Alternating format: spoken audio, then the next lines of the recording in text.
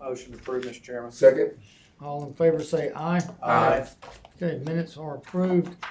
Item number 1 of new business, approval of disbursement from District 3 improvement funds to the Tim Tebow Foundation for Night to Shine.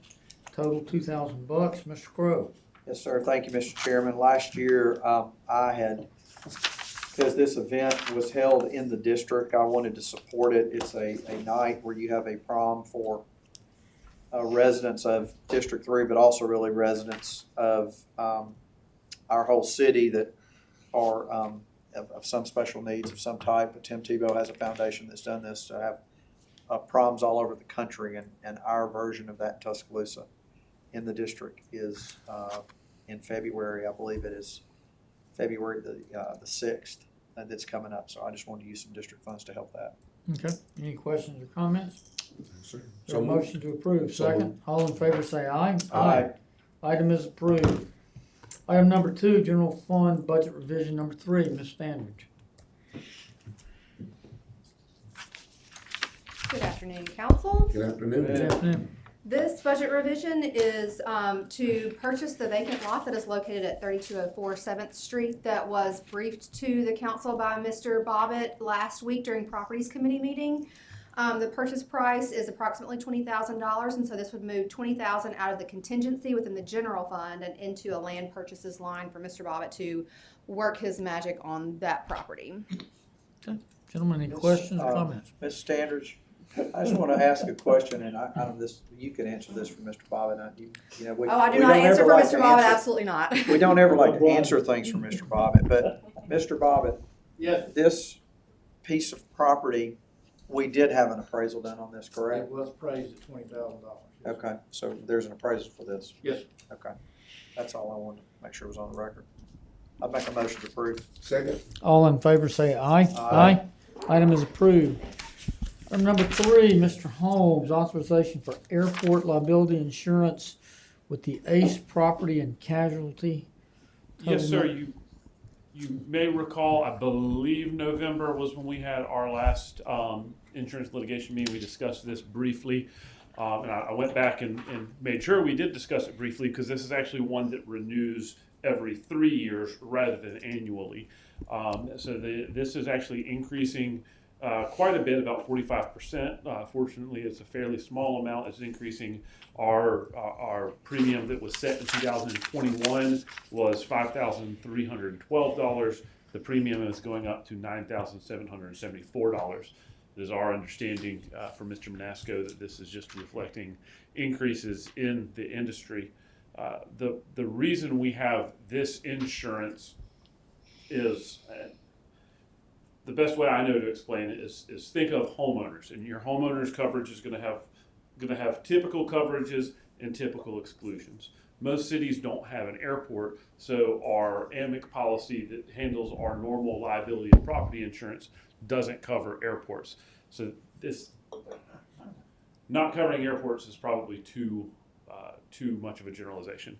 Your terminal and your typical city property are covered by AMIC. So if the terminal were to catch fire, if somebody were to trip and fall in the terminal, that comes under our normal AMIC policy.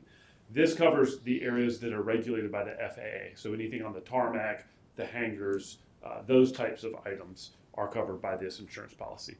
We're asking that it be doubled up today because it renews on the 29th. The meeting for next week is canceled, and that puts us at a very fast turnaround on the 28th. Gentlemen, questions or comments?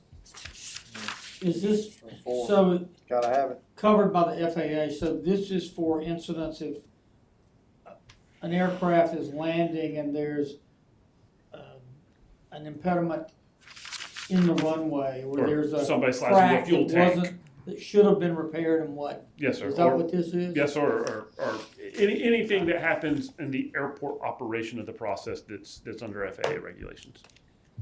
Is this a,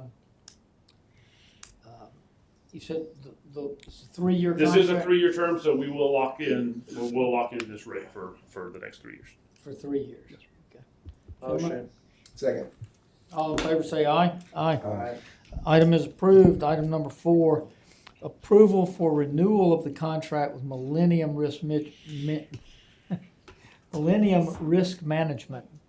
MRM, to administer the city's workers' comp claims, total $394,024. Who wants to? Me. Oh, there you are, Shonda. Yes, sir. This is a request to renew our contract with Millennium Risk Managers. A couple years ago, the city went from self-insured to now we're covered under Alabama Municipal Workers Compensation Fund. Since that time, Millennium Risk Managers has helped to process our claims. They've been very great to work with. Our staff has been very pleased with their responsiveness and how they work with our employees. So we're asking to renew the contract with them. Do we have a deductible with that, Yes, sir. It's $750,000. even in the new deal with them? Yes, sir. Is that for everything put together? This premium went down.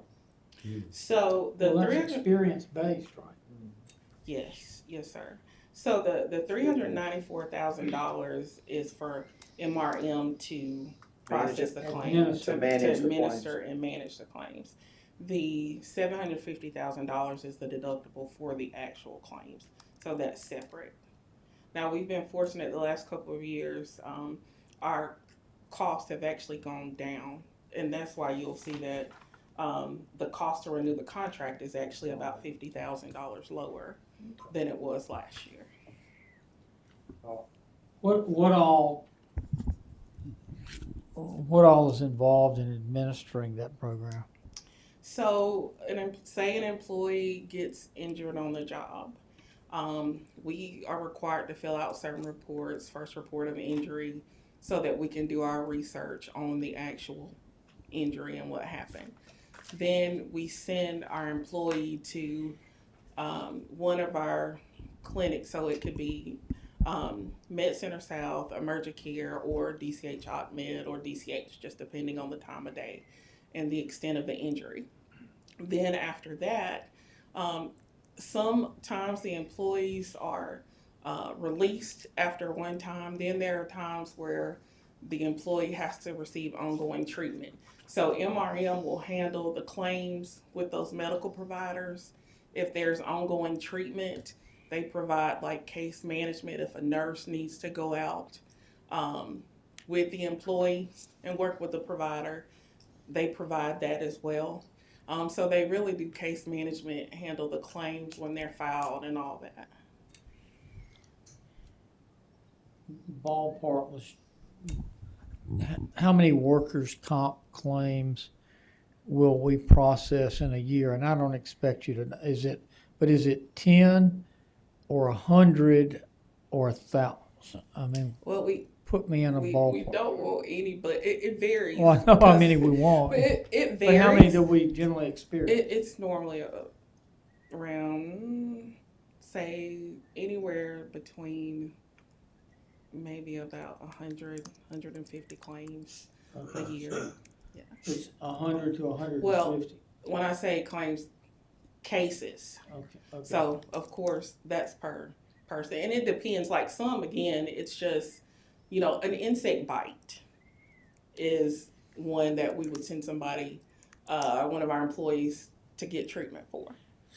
So, there's a difference. Some, they could be in a more serious accident. We hope not. But even if it's an insect bite, they get stung by a bee or bit by a tick or something of that nature, they still would go get treatment. Yeah, I'm just, I'm trying to understand at the administering levels. Mm-hmm. So the caseworker, so that's separate from any settlement or benefits paid Yes, out, sir. right? Yes, sir. The 390 something is Yes, to, you oversee the program. Mm-hmm. Okay.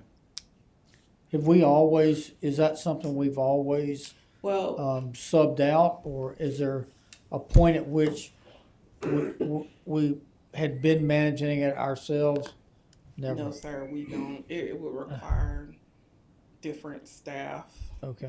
additional staff. We'd have to hire new FTEs, benefits, all that, and it's definitely more cost effective. Okay.